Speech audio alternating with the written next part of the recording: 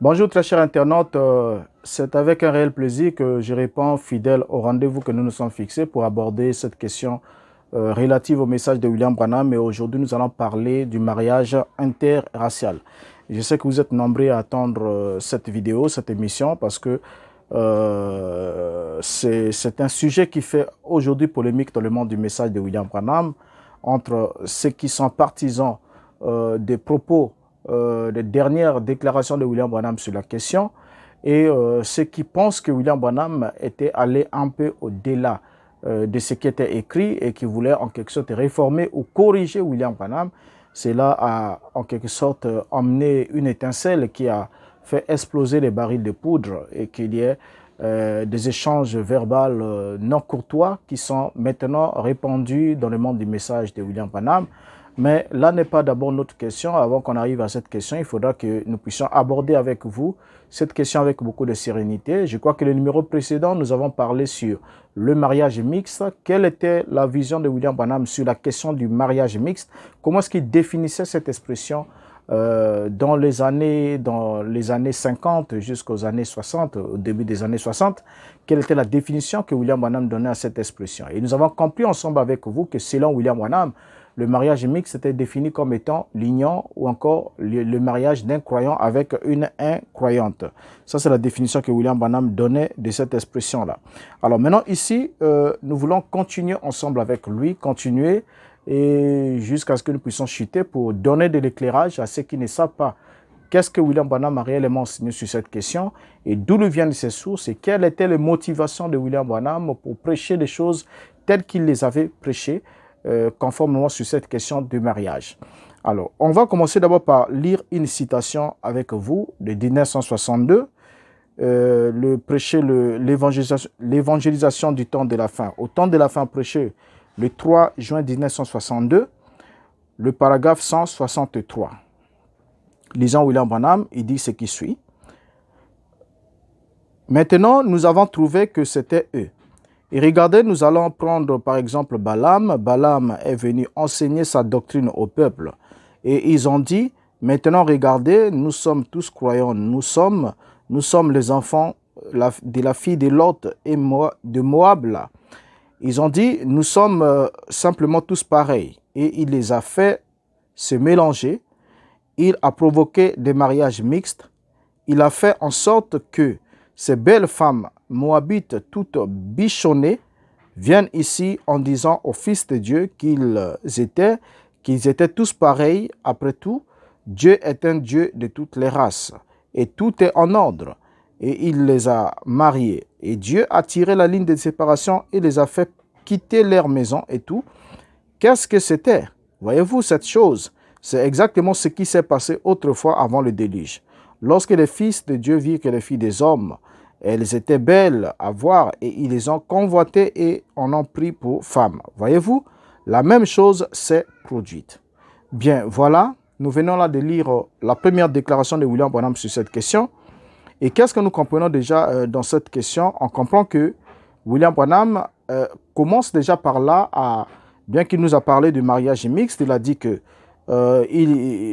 l'enseignement de Balaam les a fait se mélanger, il a provoqué des mariages mixtes, donc l'enseignement de Balaam a provoqué des mariages mixtes, il a fait en sorte que ces belles femmes moabites, toutes bichonnées, viennent ici en disant aux fils de Dieu qu'ils étaient tous pareils. Après tout, Dieu est un Dieu de toutes les races et tout en ordre.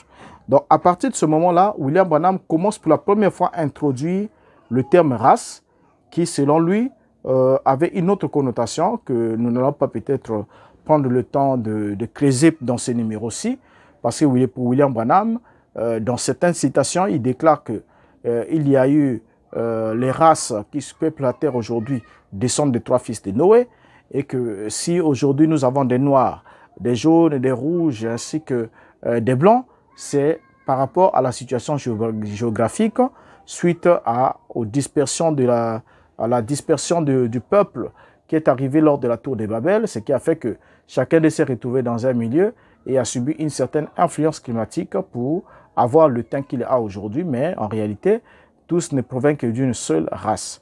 C'est ce que William Branham déclare dans beaucoup d'autres sermons, d'autres prédications. Et ici, il vient de souligner, de commencer à condamner le fait que il place maintenant cette expression dans la bouche des enfants de Moab, des filles de Moab, qui sont venus sous l'enseignement de Balaam, vouloir se mélanger avec Israël, pratiquant des mariages mixtes avec comme expression comme quoi Dieu est un Dieu de toutes les races. Et c'est cette déclaration-là que les filles de Moab ont, selon Branham, apporté dans leur bouche, qu'ils ont pu convaincre pour séduire Israël, pour dire que Dieu est un Dieu de toutes les races, et comme Dieu est un Dieu de toutes les races, donc nous pouvons nous mélanger, cela ne posera pas de problème. Là, nous avons pour la première fois l'expression race intervenue dans les propos de William Branham en rapport avec le mariage. Maintenant, on ne sait pas encore jusqu'ici ce que Branham entend par race, n'est-ce pas? On ne sait pas encore ce qu'il entend par race. Est-ce que c'était une affiliation religieuse? Est-ce que c'était une coloration de la peau? Jusqu'ici, il n'est pas encore bien défini. Alors, jusqu'en 1963, le mariage mixte signifiait pour William Branham qu'on ne devrait pas unir le croyant avec une incroyante. Donc ça, c'est la définition que William Branham donnait du mariage mixte selon sa compréhension, qu'on ne pouvait pas unir le croyant avec une incroyante. Et la conception, bien que quand William Branham émet cette conception, laissez-moi vous dire que cette conception de William Branham était une conception fausse. Parce que cette conclusion qu'il donne n'a rien à voir avec la conclusion que la Bible donne elle-même sur cette question en la matière. Quand on prend Malachie chapitre 2, le verset 11, il est dit « Judas s'est montré infidèle et une abomination a été commise en Israël et à Jérusalem, car Judas a profané ce qui est consacré à l'Éternel, ce qu'aime l'Éternel, il s'est uni à la fille d'un Dieu étranger. » Donc voilà ce que Israël avait fait, c'était le fait de s'unir à la fille d'un Dieu étranger. Donc vous voyez bien effectivement avec moi que quelqu'un qui s'unit à un Dieu étranger, c'est un croyant. Mais ce n'est pas un croyant au même Dieu qu'Israël, mais c'est un croyant à son Dieu à lui. Donc c'est un croyant dans un sens, vous voyez, pour son Dieu à lui. Et ce que Dieu craignait et qui était bien effectivement arrivé avec Israël, c'est que quand Israël unissait, entrait dans le lien de mariage avec les autres peuples qui n'adoraient pas Jéhovah, Israël finissait par épouser l'adoration de ces autres peuples-là. Alors Dieu, connaissant la fragilité, la faiblesse de son peuple vis-à-vis des cultes, envers la tentation d'être attiré vers d'autres cultes, d'autres divinités, leur avait interdit formellement de ne pas se marier avec les nations étrangères qui ne font pas partie de son alliance. Alors selon Dieu, un juif ne devrait pas se marier avec nous. C'est ça l'expression. Donc un juif ne devait pas se marier avec nous. Nous étions considérés comme étant des nations étrangères à l'alliance et un juif n'avait pas à se marier avec nous. Restons-en bien dans ces termes-là. Un juif n'avait pas à se marier avec nous. Les juifs devaient se marier entre eux et nous aussi on devait se marier entre nous. Pourquoi? Parce qu'on n'avait pas le même Dieu, on n'adorait pas le même Dieu, on ne servait pas la même divinité. Et sur cette base-là, il n'y avait pas à faire c'est-à-dire un mariage interracial ou encore un mariage mixte, selon les propos d'abord de William Branham. Nous continuons avec lui. Alors, ceux des nations que nous étions, à cause de notre idolâtrie, on risquait de profaner le sacré. Donc voilà pourquoi. À cause de notre idolâtrie, puisque le sacré devait être profané, il ne fallait pas qu'on puisse se marier avec les enfants d'Israël. C'est ce qui était dit dans la Bible. Donc, ce même verset-là qui était lu en Israël comme quoi vous ne contracterez pas de mariage avec les autres nations, les autres peuples. Le même verset, si on devait le lire chez nous, on devait le lire que nous ne devons pas contracter de mariage envers les Juifs. Vous voyez? Et la raison n'était pas une raison raciale, nous l'avons dit dans l'autre vidéo précédente, mais la raison était purement religieuse. Alors, on a bien vu que la loi dans l'Ancien Testament interdisait aux Israélites d'épouser les membres d'autres peuples, notamment de Deutéronome chapitre 7, le verset 3 à 4, nous l'avons vu. Et c'était une interdiction qui, cependant, n'avait pas de motivation en rapport avec la coloration de la peau ou encore avec l'appartenance ethnique. Comme quoi, quand vous appartenez à tel peuple, vous ne devez pas unir tel peuple à tel peuple parce que tel peuple est une race noble, là-bas c'est une race vile ou quelque chose comme ça. Il n'y avait rien à voir avec tout cela. Vous voyez? Alors ces motivations étaient purement religieuses. Dans la restriction divine, les motivations étaient purement religieuses. Et Dieu interdisait le mariage interracial aux Juifs parce que les autres peuples adoraient des faux dieux, selon ce qui est écrit dans la Bible.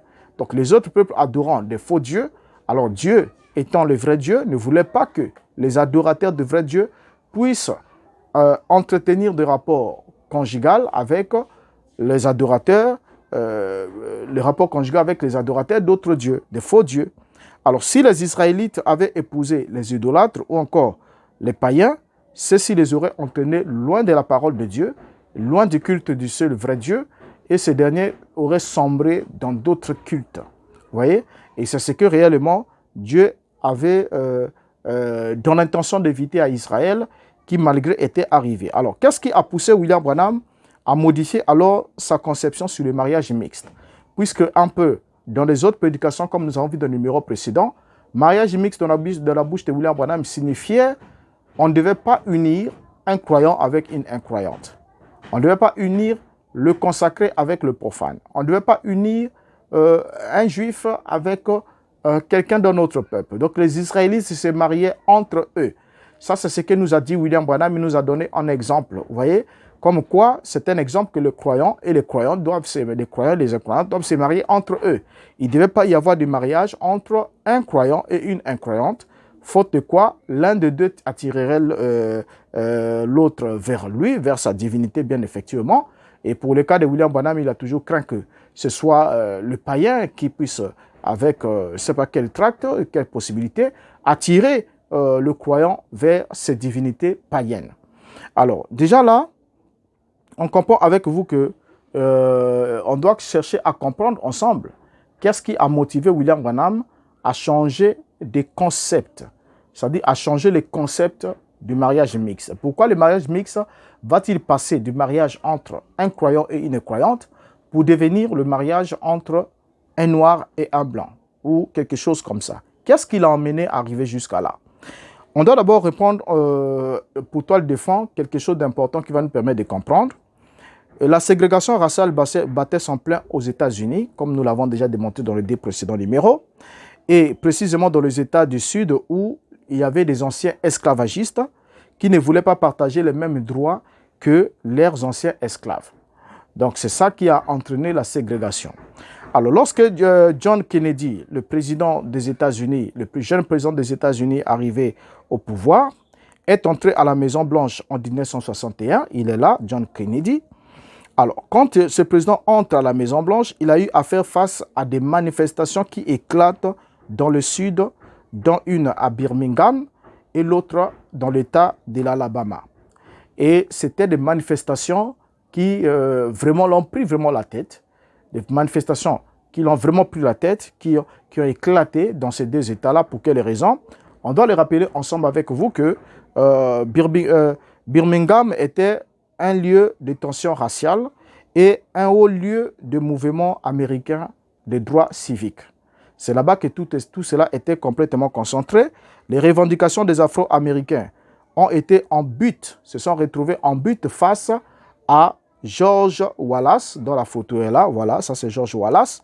Et George Wallace ici que vous voyez était le gouverneur de l'Alabama, partisan farouche de la ségrégation et qui s'opposait à toute déségrégation des écoles publiques malgré l'arrêt Brown Board of Education. Donc malgré cet arrêt-là, George Wallace était totalement opposé à ce qu'il y ait une déségrégation dans l'État de l'Alabama.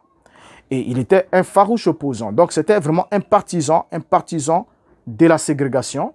Et il ne voulait même pas dans les rêves que la déségrégation arrive. En janvier déjà 1963, lors de son investiture au poste de gouverneur, George Wallace déclare ouvertement en disant « Je trace la ligne dans la poussière et jette les gants au pied de la tyrannie et je dis ségrégation maintenant, ségrégation demain, ségrégation pour toujours. » Donc en d'autres termes pour lui, la ségrégation, même si les États-Unis avaient aboli l'esclavage, même s'il y avait le 13e, le 14e, 15e amendement, tout ça, ça ne voulait absolument rien dire pour George Wallace. Donc il avait fait cette déclaration-là de façon publique. Pourquoi est-ce que nous reprenons ça? C'est pour que nous saisissons le toile de fond et vous allez comprendre le propos de Branham et pourquoi est-ce qu'il va prendre une certaine position vis-à-vis de la question d'actualité de ce moment-là et pourquoi est-ce qu'il prendra cette position qu'il va prendre. Alors, par ailleurs, George Wallace avait le soutien du commissaire chargé à la sécurité publique qu'on appelle Eugene Bull Connor, dont la photographie est là, et connu lui aussi pour son racisme et comme partisan, lui aussi de la ségrégation. Donc, cet homme était aussi le commissaire ici chargé de la sécurité publique, était aussi un véritable partisan de la ségrégation et son racisme n'était plus approuvé. On pourrait prendre beaucoup d'autres exemples de son racisme et vous allez voir que c'était des choses horribles, comment ces gens-là étaient extrêmement racistes. Et je ne suis pas là en train d'attiser en quelque sorte une flamme dans ce sens, mais j'aimerais que nous nous rappelons un peu de l'histoire pour comprendre un peu la toile des femmes, mettre la toile des femmes pour comprendre, pour dire à nos amis frères qui sont surtout en Afrique, surtout qui se battent pour cette question-là, qui fait polémique aujourd'hui dans le monde du message, de comprendre un peu l'histoire, parce que quand vous comprenez l'histoire, cela vous permettra d'avoir une vision nette, de saisir la réalité présente qui vous entoure. Et cette réalité présente, une fois saisie, vous permettra de projeter une connaissance parfaite dans le futur pour savoir exactement ce qui vous attend demain. Si vous êtes dans la bonne ou dans la mauvaise voie, cela dépend de la position que vous avez présentement. Parce que votre destination se définit dès maintenant au travers des choix que vous faites, de vos positions dans la foi, ainsi de suite. Alors, en regardant ici, sur notre question, on doit rappeler que Birmingham est également le lieu d'une section très active de l'organisation terroriste raciste Ku Klux Klan. Donc, ils étaient aussi très actifs à Birmingham. Et ils étaient même auteurs de différents attentats qui font surnommer Birmingham, qui devient même Bombirgham. Vous voyez, donc en d'autres termes, un peu une façon de montrer que là-bas, au lieu que ce soit Birmingham, mais c'était les bombes. Donc il y a l'explosion, les explosions, les attaques, les attentats terroristes étaient très récurrentes dans cette contrée, dans cet État, et cela était perpétré par le Ku Klux Klan, donc l'organisation suprématiste, terroriste, anti-noir, qui était basée là, qui était très active là, donc de 1947 jusqu'à pratiquement en 1965, et ils ont perpétré pratiquement près d'une cinquantaine d'attentats dans cet intervalle de temps. Alors, à Birmingham également, par ailleurs, la population afro-américaine était victime des entraves multiples à l'emploi et à l'inscription sur la liste électorale. La résistance à ces dénis et à ces droits constitutionnels est animée alors par un certain prédicateur, Fred Shuttlesworth, où il avait fondé l'Alabama Christian Movement for Human Rights. Alors, lui-même étant victime de plusieurs attentats commis par des terroristes de Ku Klux Klan, va alors faire appel à Martin Luther King pour que ce dernier vienne l'épauler dans cette lutte pour l'obtention de droits humains, de droits civiques que les Afro-Américains avaient effectivement droit, tel que cela était garanti par la Constitution des États-Unis, d'avoir le même droit que les Américains de la peau blanche. Donc, en d'autres termes, qu'il n'y ait pas de restrictions en matière de droits civiques. Alors, il va faire appel à Martin Luther King. Là, nous sommes déjà en 1963. C'est comme ça que Martin Luther King va entrer dans cette affaire. Et c'est ainsi qu'en 1963 est lancée la campagne de Birmingham organisée par la Southern Christian Leadership Conference, donc CCLC en sigle, et le Congress of Racial Equality, CORE en sigle, et l'Alabama Christian Movement for Human Rights, mené par Martin Luther King. Alors, mené aussi par James Bevel. Là, vous avez Martin Luther King, il y a James Bevel, il y a Ralph David Abernathy, et il y a John Lewis et bien d'autres acteurs qui ont mené ce mouvement-là pour lutter afin que les Afro-Américains obtiennent les mêmes droits que les Américains des races blanches. Alors, durant le mois d'avril 1963, les premiers sit-ins ont eu lieu malgré une décision judiciaire qui les avait interdits dans l'État de l'Alabama, ce qui entraîne alors l'arrestation de Martin Luther King et de Ralph Abernathy à la suite d'une manifestation pacifique qui a eu lieu le 12 avril 1963. Et ces deux hommes vont être arrêtés. Et en prison, à partir de, je crois, en date du 16 avril 1963, Martin Luther King va écrire une lettre de la prison de Birmingham où il fait l'apologie de l'action non violente pour aboutir à des revendications des Afro afro-américains.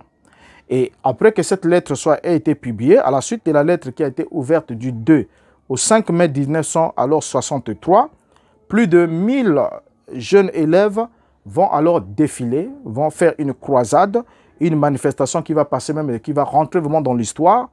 Et plusieurs enfants vont être matraqués, vont être emprisonnés pour avoir engagé cette manifestation qui revendiquait ses droits civiques. Et quand on arrive à la date du 10 mai 1963, jusqu'ici vous allez me dire, mais en quoi est-ce que Branham intervient dans ça? Suivant, attentivement, vous allez voir ce qui va se passer. Quand on arrive à la date du 10 mai 1963, des représentants des organisations blanches et afro-américains de Birmingham vont se mettre d'accord sur un plan de déségrégation. Donc, ils vont se rencontrer et se mettre d'accord sur un plan de déségrégation dans l'État de Birmingham. OK? Et en réaction à cela, les Ku Klux Klan ne vont pas apprécier que les communautés, les représentants des communautés blanches vivant dans l'État de Birmingham et ceux de communautés afro-américaines puissent se mettre ensemble pour établir un plan de déségrégation. Alors, ils vont voir ça d'un mauvais œil. Et vous savez bien qui étaient les Ku Klux Klan. Nous l'avons déjà démontré avec vous que dans cette période-là, le pasteur, Dr. Roy Davis, qui était pasteur de William Branham, était lui le second personnage de cette organisation suprématiste blanche et terroriste, et lui au pied desquels a appris William Branham qui l'estimait tellement au point de l'appeler le bon vieux maître, et c'est de lui aussi que William Branham avait reçu la doctrine ségrégationniste de la sémence du serpent qui établissait qu'il avait deux lignées sur la terre, une lignée noble venant d'Abel et une lignée noble venant de Seth et une lignée vile venant de Caïn. Et par rapport à cela, par ricochet, il y avait la lignée noble qui était la lignée des Blancs et la lignée vile qui était celle des Noirs, en d'autres termes, Noir, fils de Cam, petit-fils de Canaan, petit-fils de Noé, qui a été maudit par Noé à être l'esclave des esclaves de ses frères. Et à partir de ce moment-là, cela avait justifié la position du Ku Klux Klan, la position des racistes, la position des esclavagistes pour esclavagiser la race noire, disant qu'ils sont sous le coup de la malédiction divine. Donc, si on les fait esclaves, on accomplit exactement la volonté de Dieu parce que Dieu a fait de nos esclaves, ils doivent être nos esclaves. Donc, malgré qu'ils nous parlaient de Christ, mais ils entretenaient cette dimension-là. Alors là, n'est pas encore notre question sur ce sujet, mais nous comprenons une chose importante, c'est que les Ku Klux Klan ne vont pas être d'accord. Et quand ils ne vont pas être d'accord sur la rencontre du 10 mai 1963 où les représentants des organisations blanches et des organisations des Afro-Américains voulaient se mettre d'accord et établir un plan de déségrégation, qu'est-ce que les Ku Klux Klan vont faire? En réponse à cela, ils vont faire éclater une bombe au domicile du King Jr., donc les petits frères de Martin Luther King qui vivaient à Birmingham. Alors, l'émotion va alors soulever par cette répression. Donc, il y a eu une répression de la campagne de Birmingham et de l'entêtement du gouverneur George Wallace qui va alors faire fermer les portes de l'école, des universités de l'État pour empêcher l'arrivée de deux jeunes étudiants qui étaient même escortés par les marshals et autres. Il va éviter complètement leur entrée à l'université et va barricader complètement les écoles. Et lui-même en personne va se tenir, c'est comme vous voyez sur cette photo, voilà, là, il est là, vous le voyez là à côté de la garde nationale. Et en face de lui, il y a le procureur. Vous voyez, donc il y a le procureur adjoint qui est là, le procureur général adjoint Nicolas Kattensbach qui est là, et en face de lui, il y a la garde nationale et autres. Et notre monsieur, George Wallace ici, est totalement opposé à ce que les portes de l'université de son État puissent s'ouvrir pour recevoir ces deux Afro-Américains.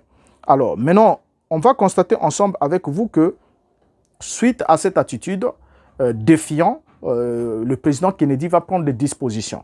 Et la toute première disposition qu'il va prendre, il va nationaliser la garde nationale, il va fédéraliser plutôt la garde nationale, parce que c'est sur base de cette garde nationale que le gouverneur s'est tapé la poitrine, parce qu'en moindre faux pas, il sortait la garde nationale, et cette garde était à ses ordres, et pour éviter qu'il y ait des heurts, qu'il y ait des massacres et tout, alors le président Kennedy va décider de fédéraliser cette garde nationale, et en d'autres termes, va ôter à notre gouverneur ici la possibilité d'avoir cette garde sous sa coupe, afin de l'instrumentaliser et de la manipuler telle qu'il l'entendait pour s'opposer aux lois des États-Unis.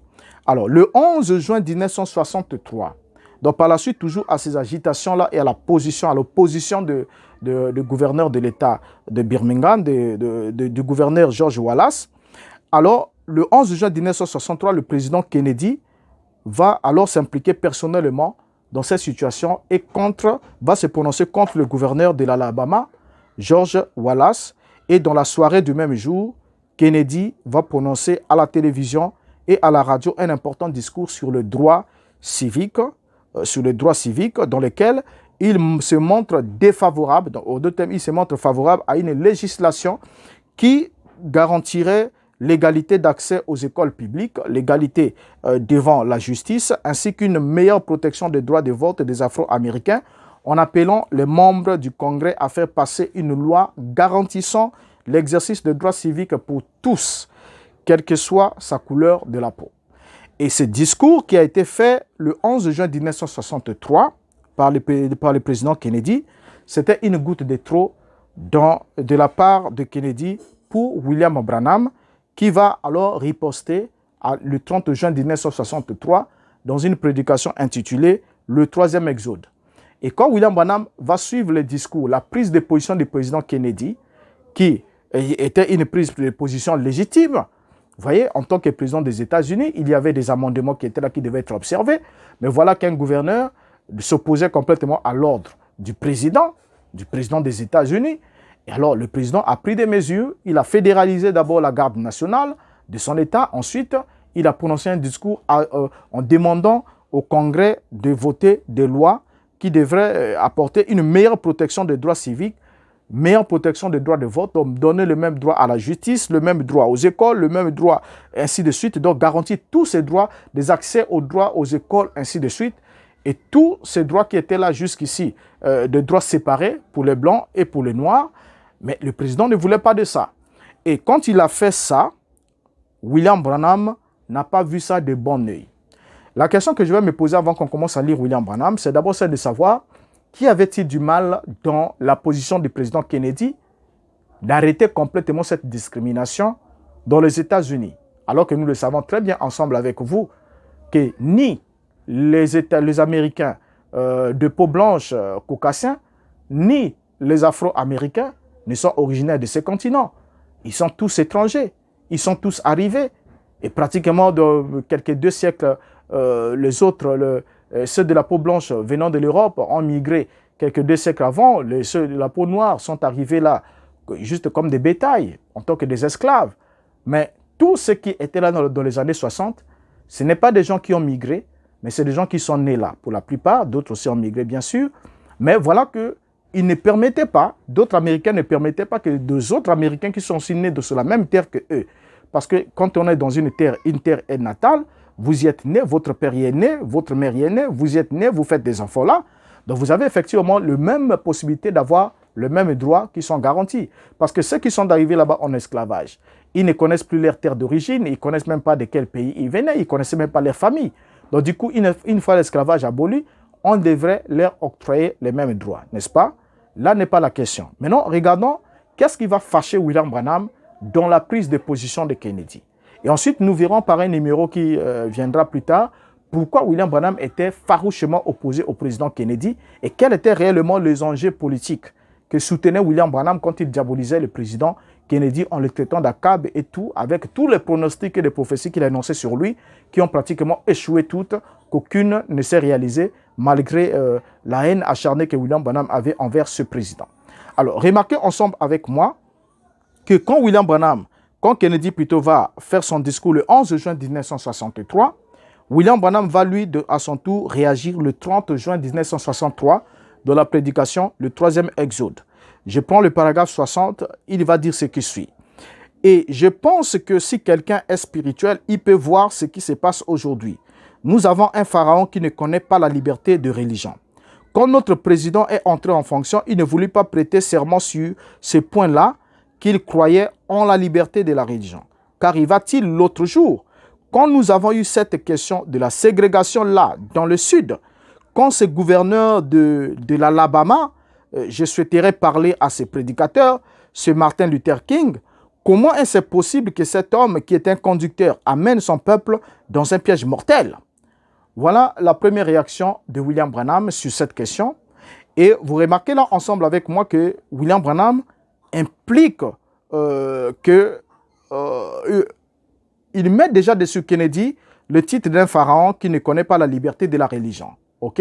Qui ne connaît pas la liberté de la religion. Or, quand on cherche dans l'actif du président Kennedy, on ne trouve pas le président Kennedy empêcher les gens d'exercer leur liberté religieuse, mais plutôt le président Kennedy qui empêche au Ku Klux Klan et des organisations ségrégationnistes d'imposer leurs droits suprématistes blanches, comme quoi les Noirs sont des êtres inférieurs, les Noirs sont des êtres vils, qui n'ont rien à voir avec les êtres nobles, que c'est les êtres nobles qui devaient avoir plus de parts, plus de droits par rapport aux Afro-Américains. Et le président Kennedy s'est opposé à ça. Et regardez, dès l'entrée de jeu, ce que dit William Branham, et il déplore, et il nous cite ici ce qui s'est passé. Il dit bien, et qu'arriva-t-il l'autre jour quand nous avons eu cette question de la ségrégation là dans le sud, quand ce gouverneur de l'Alabama, voyez, et les gouverneurs évoqués ici par William Branham est George Wallace, et William Branham présente Martin Luther King ici, au fait, Martin Luther King qui n'a fait que réagir, comme je l'ai dit, ce qui s'est passé réellement avec Martin Luther King, comment il n'a fait que réagir et sans utiliser une violence quelconque. Il a juste réagi pour revendiquer qu'il y ait le même droit que les Américains, les Afro-Américains soient traités, jugés exactement sur la même balance que les autres parce qu'ils font partie du même peuple. Ils doivent avoir le même droit, ils ne doivent pas être jugés en fonction de leur coloration de la peau, ils doivent être jugés en fonction de leur moralité. Donc les lois sont des lois et doivent être les mêmes pour toutes. Voyez? Mais William Branham s'est opposé à ça. Et Martin Luther King, qui n'a fait que réagir contre la ségrégation, contre le racisme de George Wallace et des commissaires de la sécurité, alors Martin Luther devient, alors ça tire alors la déprobation, donc il est désapprouvé par William Branham, et William Branham va dire que voilà, il est entré, comment est-il possible que cet homme qui est un conducteur amène son peuple dans un piège mortel? Il s'interroge d'abord. Alors, regardez déjà comment ça devient un peu inquiétant. Vous voyez, quelqu'un qui revendique juste un droit sans violence, il est taxé de tout, il ne fallait pas qu'il réagisse, et que George Wallace avait bien le droit de ne pas accepter qu'un Afro-Américain puisse mettre ses pieds dans une université réservée aux Blancs. Parce que c'était comme ça, le noir, les Afro-Américains devaient avoir leurs écoles, leurs hôpitaux, leurs bus, et même dans les positions de les restaurants et tout, quand on sait white only, c'est white only, uniquement réservé aux Blancs. Et une fois que vous êtes noir, vous entrez dans l'espace ou dans un moyen réservé aux Blancs, on vous prend, on vous envoie en prison. Et c'est ça ce que William Branham appréciait, que les choses devaient en être ainsi. Il ne fallait pas qu'il y ait un mélange, il fallait qu'il y ait la ségrégation. Parce que selon William Branham, quelque part, il va dire Dieu est ségrégationniste. Parce qu'il a créé des choses de diverses races, diverses couleurs, ainsi de suite. Donc c'est un ségrégationniste, c'est lui qui a séparé dès le commencement. Il avait séparé la lumière d'avec les ténèbres et il avait donné à chacun un nom. Et c'est partant de là aussi que la lumière étant blanche, donc c'est les blancs, et les ténèbres étant noires, c'est le noir. Dieu a séparé depuis le commencement. Donc ce peuple doit rester séparé. Et c'est ce que l'une des typologies aussi de ces mouvements racistes de Ku Klux Klan. Alors maintenant ici, rappelons que le mouvement des droits civiques demandait simplement une intégration des jeunes noirs dans les écoles, jusqu'à là réservée aux blancs. Et Branham n'était pas d'accord avec les revendications de ce mouvement. Le mouvement des droits civiques ne demandait rien d'autre. Il ne demandait pas que les Américains de race blanche n'aient pas certains droits, ou ne soient pas aux États-Unis, ou bien fassent quoi que ce soit. Non, mais il demandait juste que eux aussi, les Afro-Américains, puissent avoir le même droit à la justice, à l'éducation, à la santé, à tout, comme les autres Américains. Vous voyez, c'est tout ce qu'il demandait. Maintenant, ça, William Branham n'était pas d'accord avec les revendications de Martin Luther King. Il n'était pas du tout d'accord. Et toujours dans le 3e exode, au paragraphe 62, il va ajouter ce qui suit. Cet homme, ses frères de couleur, quand ce grand soulèvement eut lieu en Louisiane, j'étais là à l'époque, quand il y a eu un prédicateur de couleur, un brave et précieux frère, qui s'était levé là et avait dit, il avait demandé à la milice, puis je leur parlais, c'est mon peuple. Et ce vieux prédicateur s'est tenu là et a dit, jusqu'à ce matin, je voudrais dire que je n'ai jamais eu honte de ma couleur, de la couleur de ma peau. Mon Créateur m'a fait tel que je suis. C'est ainsi qu'il veut que l'on reste. C'est ainsi qu'il veut que chaque homme reste. Il fait des fleurs. Il a fait des fleurs blanches, des fleurs bleues et des fleurs de toutes les couleurs. Ne les hybridez pas, ne les croisez pas. Vous agissez contre nature. Là déjà, William Branham commence à annoncer les couleurs. Jusqu'ici, il ne s'est pas encore prononcé sur la question du mariage entre le blanc et le noir. Suivez bien comment William Branham évolue sur cette question. Il montre ici que Dieu a créé, c'est ainsi que Dieu veut que l'on reste. Donc, lorsque l'homme de noir a dit que mon Créateur m'a fait tel que je suis, donc je n'ai pas honte de la couleur de ma peau, je n'ai jamais honte de la couleur de ma peau, mon Créateur m'a fait tel que je suis, William Branham complète la pensée de cet homme-là qu'il a eu à rapporter en disant « C'est ainsi qu'il veut que l'on reste ». En d'autres termes, si Dieu vous a fait noir, vous devez rester noir. Il vous a fait blanc, vous devez rester blanc. Je ne sais pas à quel moment Dieu a fait les noirs, il a fait les blancs, il a fait les rouges. Ça, moi, je ne le sais pas. Peut-être vous le savez. Mais moi, je sais qu'au commencement, Dieu créa l'homme. C'est ce qu'il est écrit. Et dans d'autres versets, il a dit Dieu créa l'humanité. Nous savons qu'il y a eu Adama, il y a eu Ève. Continuons. Il dit, c'est ainsi qu'il veut que l'on reste. OK? Donc, on doit rester tel que Dieu nous a créés. OK. Il dit, c'est ainsi qu'il veut que chaque homme reste. Il a fait des fleurs blanches, des fleurs bleues et des fleurs de toutes les couleurs. Voilà. Là, William Branham compare l'homme, l'être humain, créé à l'image, à la ressemblance de Dieu, avec les créatures botaniques, c'est-à-dire des fleurs, puisque les fleurs sont de diverses espèces, et les fleurs sont de diverses colorations, et ainsi de suite. Donc Dieu voudra qu'on reste ainsi, parce que nous sommes comme dans son jardin à lui, et il voudra que nous soyons ainsi. Et il continue de dire, ne les hybridez pas. OK.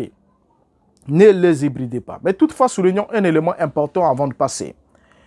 William Branham, nous le savons pour la connaissance du message de William Branham, c'est que l'hybridation chez William Branham, c'est le fait que Caïn soit né, selon William Branham, du croisement d'un animal appelé serpent avec la femme appelée Ève. Et William Branham dit que c'était de l'hybridation. Okay? Il dit que c'était un hybride. Caïn était un hybride. Mais plus loin, William Branham lui-même affirme dans plusieurs déclarations qu'un hybride ne se reproduit jamais. Il n'y a pas de reproduction si vous voulez connaître un hybride, même un maïs hybridé. Prenez un maïs naturel, vous le plantez, il va germer. Mais si vous prenez un maïs hybridé, il est beau, il a beaucoup de farine, il a tout, mais il ne peut pas se reproduire parce qu'il est un hybride. OK? Il prend l'exemple avec l'hybridation du jument, de l'âne et du cheval, et qui nous donne une certaine espèce. Il dit que cet enfant qui est né de cette hybridation, dans cet hybride, ne peut pas se reproduire. Parce qu'il se reproduira dans quelle race? Il ne peut pas se reproduire. Alors, pour William Branham, les hybrides ne se reproduisent pas. Mais malheureusement, lorsqu'il dit que ne les hybridez pas, donc n'hybridez pas les races, n'hybridez pas les colorations de la peau, lorsqu'il dit qu'on ne doit pas les hybrider, mais nous voyons effectivement que du croisement des blancs et des noirs naît un enfant qui peut naître soit métis à un certain pourcentage, soit trop blanc, soit un peu plus noir, soit un peu au milieu, ainsi de suite, soit tout blanc comme tout noir. Donc tout est possible dans ce transfert génétique qu'il y ait des enfants de cette coloration. Alors maintenant ici il dit ne les hybridez pas, ne les croisez pas, vous agissez contre nature. Continuons à les lire, nous sommes là toujours le 30 juin 1963, après le discours du président Kennedy que William Branham n'a pas apprécié. Il continue au paragraphe 64, il dit « Ils ne sont pas des esclaves ». Il parle des Afro-Américains. Il dit « Ce sont des citoyens qui ont les mêmes droits que n'importe qui d'autre.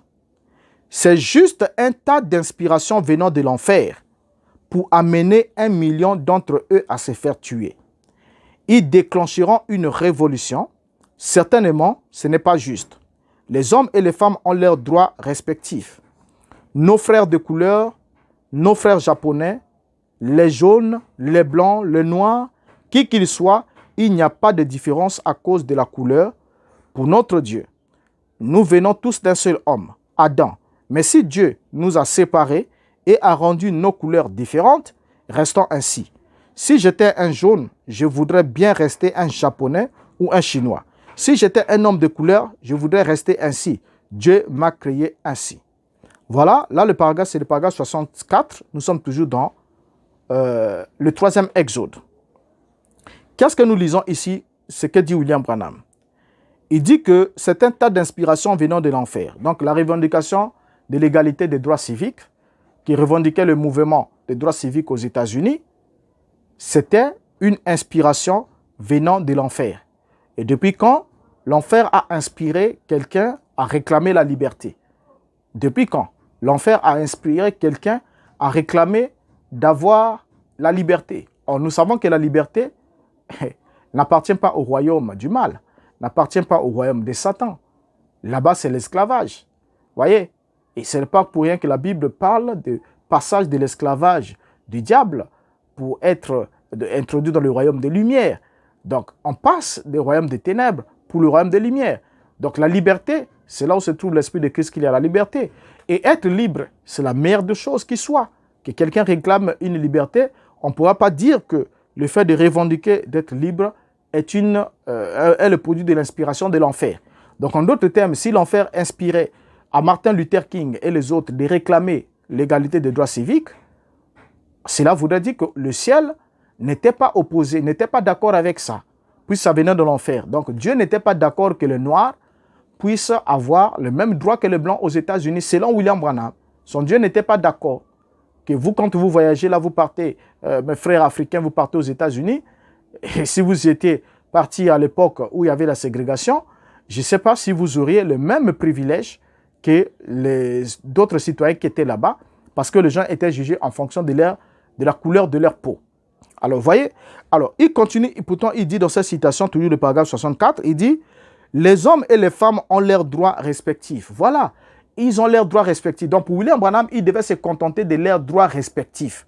Donc, il ne devait pas avoir le même droit, leurs droits respectifs. En d'autres termes, vous avez des droits à vous, donc vous, les Afro-Américains, vous, les Américains de race blanche, vous, les femmes, vous, les hommes.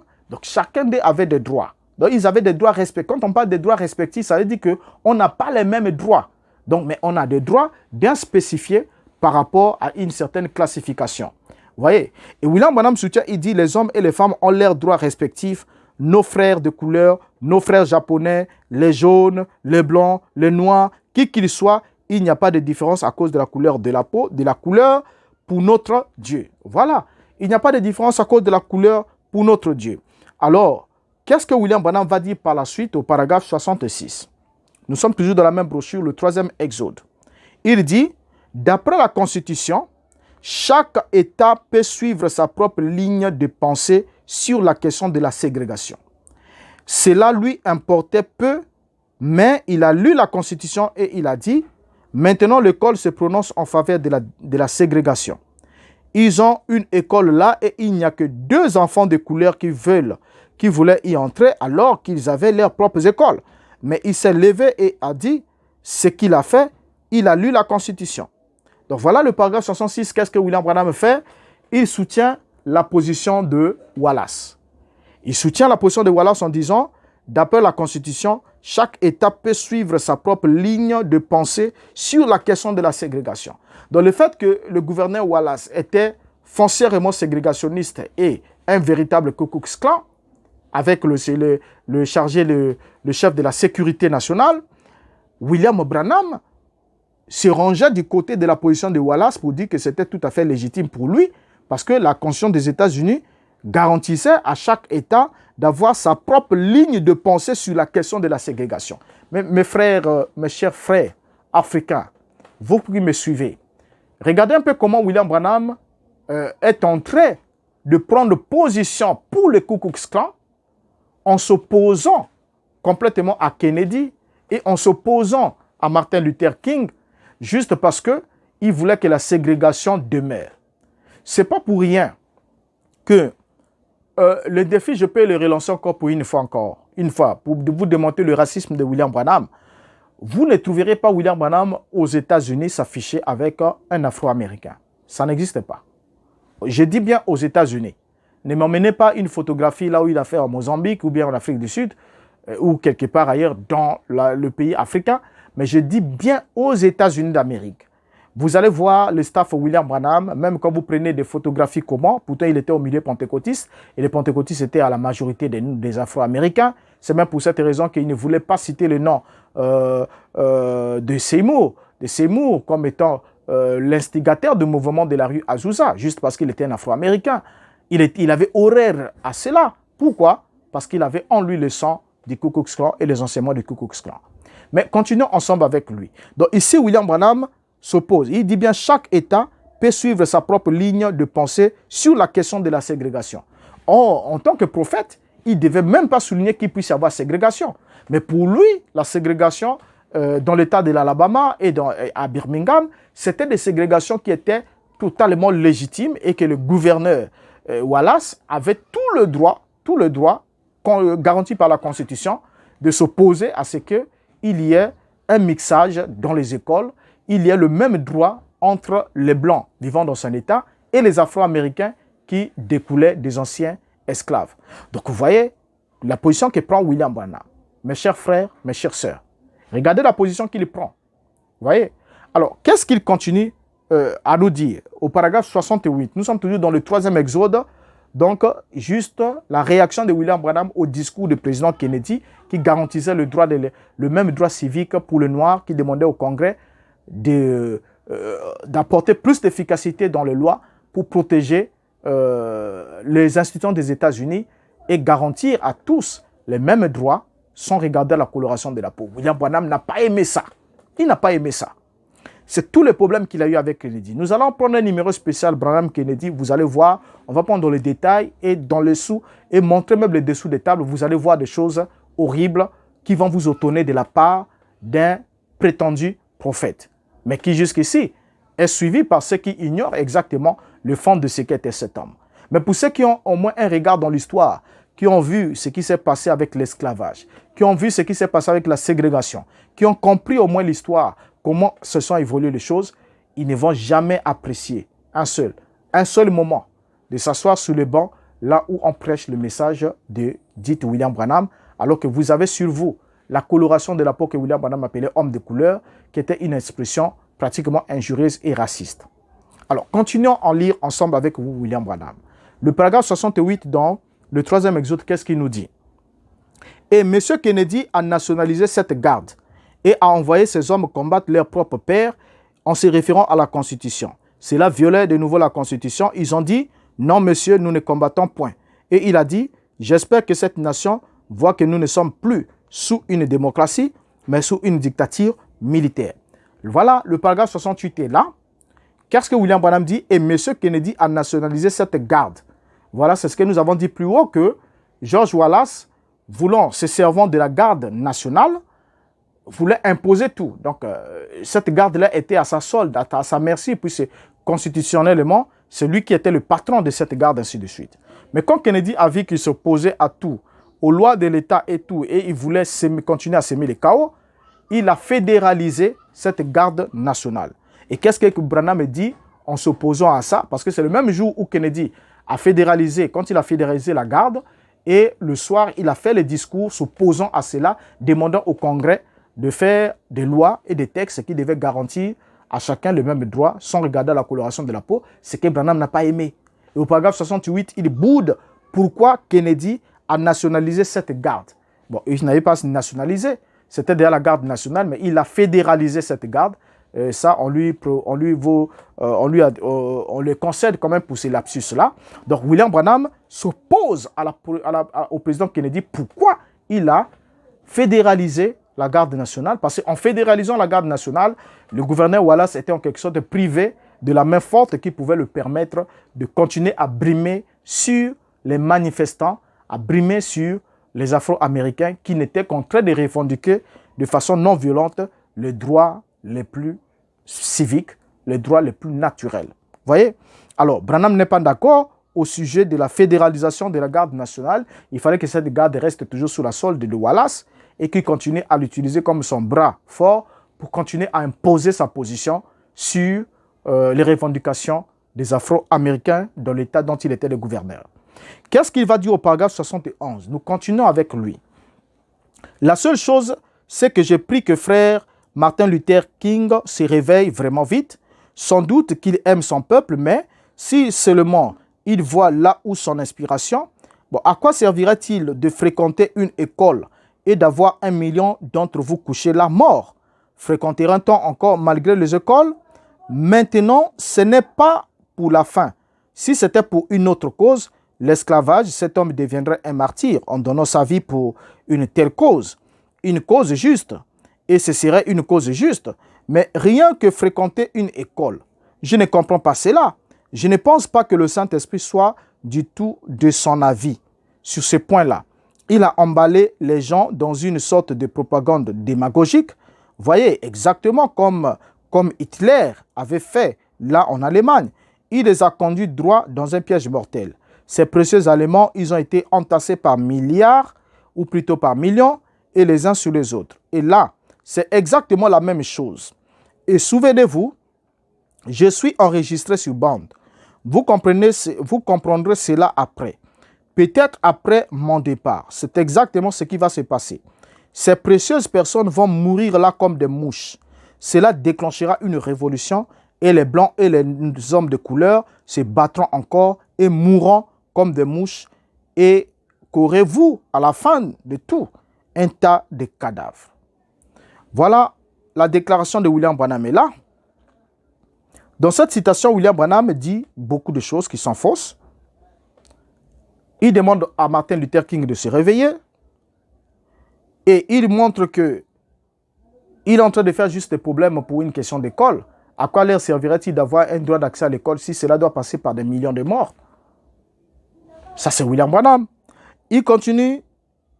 Un peu plus bas, il catalogue Martin Luther King et le compare à Adolf Hitler, disant que comme Adolf Hitler avait entraîné son peuple par des discours démagogiques vers le massacre des millions, c'est exactement la même chose qui va se produire avec le cas de Martin Luther King. Vous voyez? Et qu'est-ce qu'il souligne? Il dit c'est exactement ce qui va se passer. Ces précieuses personnes vont mourir là comme des mouches. Cela déclenchera une révolution et les blancs et les hommes de couleur se battront encore et mourront comme des mouches. Il a dit qu'on doit garder même les bandes, même s'il n'est plus là. On verra que c'est ce qui va arriver. Ça va déclencher une révolution entre les blancs et les noirs. Et cela va faire que les hommes de couleur meurent exactement comme des mouches. Mais chose curieuse, non seulement Branham qualifie le discours de Martin Luther King de démagogique, le discours qu'il a eu à faire, I have a dream. Ce discours-là, pour William Branham, il est démagogique. Il ne devait pas le tenir.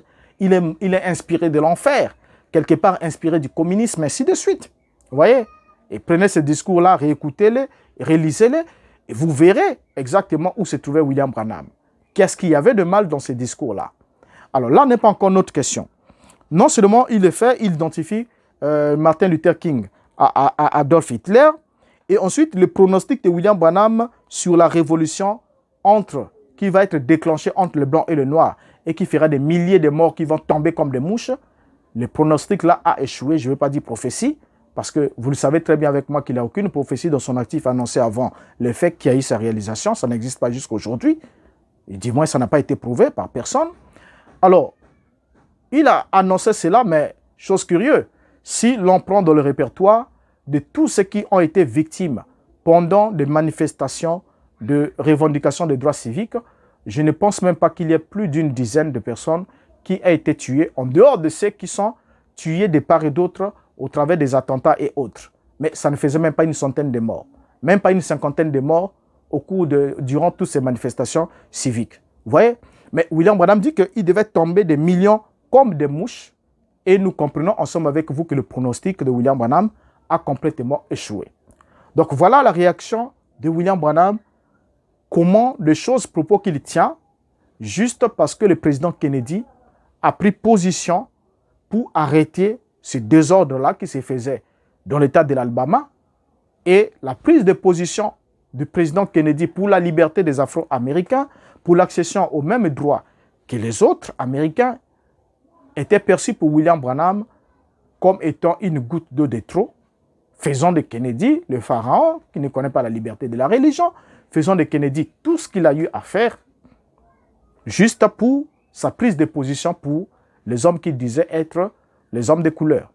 Et dans d'autres prédications, nous les prendrons avec vous quand il parlera aux Afro-Américains pour dire c'est une honte que vous portez sur vous parce que au lieu de voter pour l'autre parti, vous avez voté contre l'autre parti, l'adversaire de Kennedy qui avait perdu aux élections, qui était du même parti qu'Abraham Lincoln. Il dit au lieu de voter pour ce parti-là, pour honorer Abraham Lincoln qui vous a libéré par son sang, voilà que vous allez voter pour l'autre parti qui s'est opposé à lui. Vous faites honte à celui qui vous a libéré, ainsi de suite. Et ça, on en parlera autrement.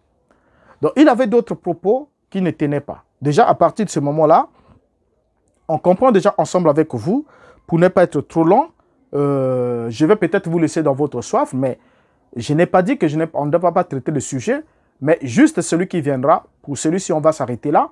Mais le sujet qui va venir, nous allons traiter sur le mariage blanc et noir.